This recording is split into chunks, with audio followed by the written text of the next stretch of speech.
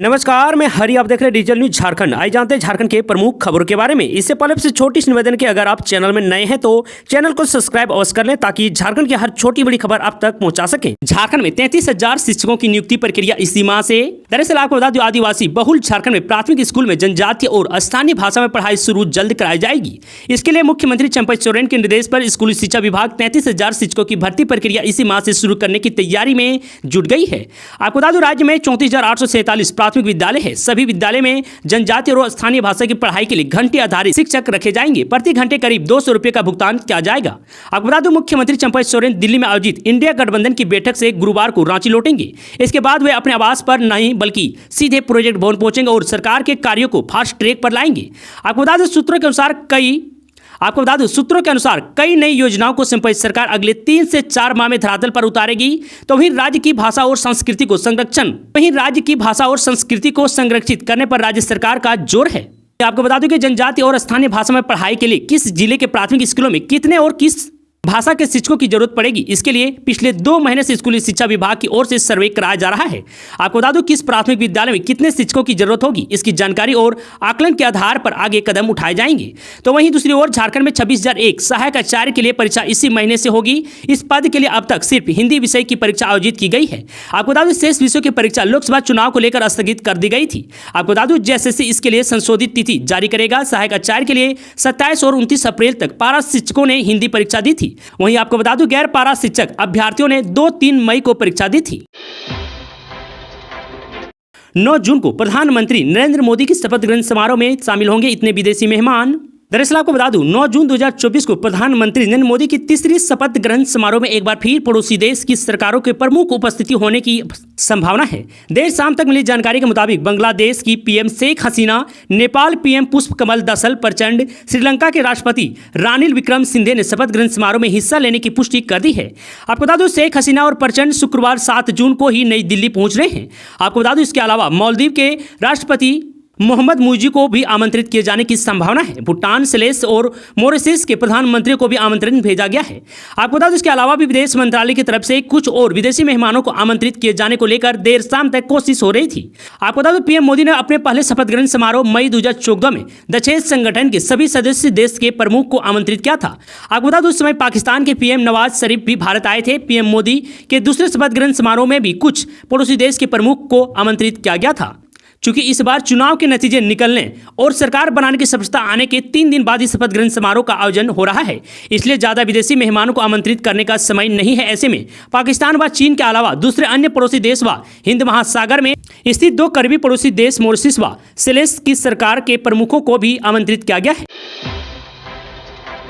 मुख्यमंत्री 11 जून को करेंगे मैराथन बैठक, विधि व्यवस्था व योजनाओं की समीक्षा होगी। दरअसल आपको बता दें, मुख्यमंत्री चंपई सोरेन 11 जून को राज्य में विधि व्यवस्था से लेकर सभी योजनाओं की समीक्षा करेंगे। दिन भर चलने वाली इस बैठक में सभी आयुक्त, डीसी, एसपी समेत राज्य के वरीय अधिकारी उपस्थित रहेंगे। आपको बता दें, दिन के 11 बजे से होने वाली इस बैठक में सीएम विधि व्यवस्था, अपराध नियंत्रण, अवैध मादक पदार्थ, शराब, वन एवं भूमि राजस्व से संबंधित मामलों की समीक्षा करेंगे।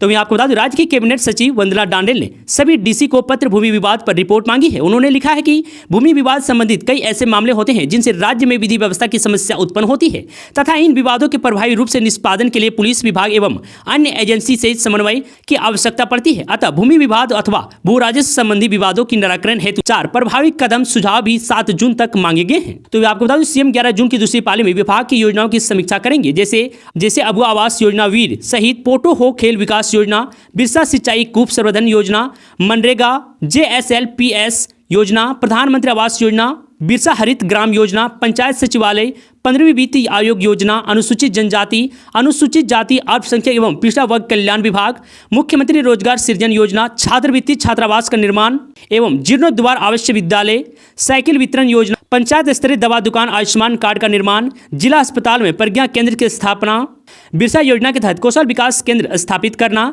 जिला कौशल विकास प्लान तैयार करना। इसके अलावा सीएम जल संसाधन, नगर विकास, पथ निर्माण, भवन निर्माण, पर्यटन व अन्य विभाग की 25 करोड़ से अधिक योजनाओं की समीक्षा करेंगे।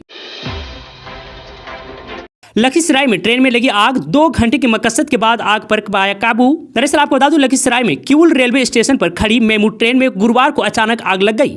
आग ने धीरे धीरे ट्रेन की कई बोगियों को चपेट में लिया। फिलहाल किसी तरह के हताश होने की सूचना नहीं है। मौके पर लखीसराय से 8 और जमुई से 2 दमकल की गाड़ियां बुलाई गई और 2 घंटे की मकसद के बाद आग पर काबू पा लिया गया। बताया जा रहा है कि ट्रेन संख्या 13028 Patna Jasidih MEMU Kiul railway station के प्लेटफॉर्म नंबर 5 पर खड़ी थी। आपको बता दूं, थोड़ी देर में ट्रेन जसीडीह के लिए रवाना होने ही वाली थी कि ट्रेन के अंदर कुछ पैसेंजर भी बैठे थे। करीब 5:30 बजे ट्रेन से धुआं उठा और देखते ही देखते ट्रेन से आग की लपेटें उठने लगी। इसी को देखकर ट्रेन में बैठे यात्री नीचे उतरकर इधर उधर भागने लगे। आपको बता दूं, इससे प्लेटफॉर्म पर अफरा तफरी मच गई। आपको बता दूं, रेलवे अधिकारी ने बताया कि बैटरी पैनल में शॉर्ट सर्किट की वजह से आग लगी है। फिलहाल आग पर काबू पाने के बाद मामले की जांच की जाएगी। तो वहीं रेलवे डीएसपी इजाज हाफिज मानी ने बताया कि ट्रेन में ब्रेक पॉइंट से धुआं उठने की संभावना जताई जा रही है। आग लगने के अन्य कारणों का भी पता लगाया जाएगा। किसी प्रकार की जान माल का क्षति नहीं हुआ है। एक बोगी पूरी तरह से जल गया है और बगल की बोगी भी जल गई है। तीसरी बार मोदी सरकार का संकल्प पूरा, झारखंड में बनाएंगे मजबूत सरकार, बाबूलाल मरांडी। दरअसल आपको बता दूं, पूर्व मुख्यमंत्री बाबूलाल मरांडी ने कहा कि जनता के आशीर्वाद से प्रधानमंत्री नरेंद्र मोदी के नेतृत्व में देश में तीसरी बार मोदी सरकार का संकल्प पूरा हुआ है। आपको बता दूं, यह उपलब्धि ऐतिहासिक है। जनता ने मोदी सरकार की नीतियों और कार्यक्रमों पर अपनी मुहर लगाकर आत्मनिर्भर भारत, विकसित भारत बनाने का जनादेश दिया है। आपको बता दूं, बाबूलाल मरांडी ने नवनिर्वाचित सांसदों एवं उप विजेता रहे प्रत्याशियों का स्वागत करते हुए कहा कि जनता ने 9 सीट पर जीत दिलाकर एनडीए को झारखंड में सबसे बड़ा गठबंधन बनाया है। आपको बता दूं, जनता ने 50 से अधिक सीटों पर भाजपा की जीत दिलाई है। उन्होंने कहा कि यह जनादेश भ्रष्टाचार एवं तुष्टीकरण में आकंठ डूबी राज्य की गठबंधन सरकार के खिलाफ है। तो वहीं नेता प्रतिपक्ष अमर कुमार बावरी ने कहा कि राज्य जनादेश भ्रष्टाचार, तुष्टीकरण, परिवारवाद के खिलाफ है। लोकसभा चुनाव में हमारी उपलब्धियों ऐतिहासिक है, लेकिन लक्ष्य बड़ा रहने के कारण कम महसूस हो रहा है। तो वहीं उन्होंने कहा कि लोकसभा चुनाव में राज्य के मुख्यमंत्री और विधानसभा के अध्यक्ष अपनी विधानसभा सीट पर इंडिया गठबंधन की लाज नहीं बचा सके। उन्होंने कहा कि भाजपा कार्यकर्ता संघर्ष से डरते नहीं और मजबूत होते हैं। आगे विधानसभा चुनाव में कार्यकर्ता अपने परिश्रम से कमी की भरपाई कर देंगे। उन्होंने कहा कि गलत नैरेटिव सेट कर विपक्षों ने जनता को दिग्भ्रमित किया है। क्षेत्रीय संगठन महामंत्री नागेंद्र त्रिपाठी ने कहा कि अभी विश्राम का समय नहीं है। हमें संगठनात्मक संरचना और मजबूत और सक्रिय रखते हुए झारखंड में भी मजबूत सरकार के संकल्प को पूरा करना है। संगठन महामंत्री करमवीर सिंह ने कहा कि भाजपा कार्यकर्ता तब तक चैन से नहीं बैठेंगे जब तक राज्य की भ्रष्ट सरकार को उखाड़ नहीं फेंकेंगे।